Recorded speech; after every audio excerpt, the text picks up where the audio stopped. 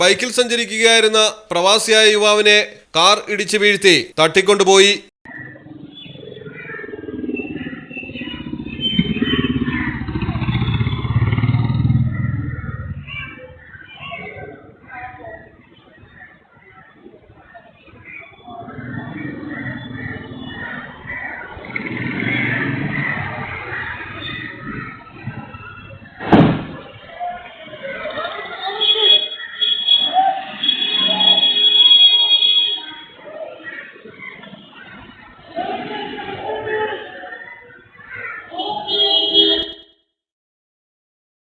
മലപ്പുറം പാണ്ടിക്കാടാണ് സംഭവം. ദുബായിൽ ജോലി ചെയ്യുന്ന ഷമീറിനെയാണ് അജ്ഞാത സംഘം കൊണ്ടുപോയിരിക്കുന്നത്.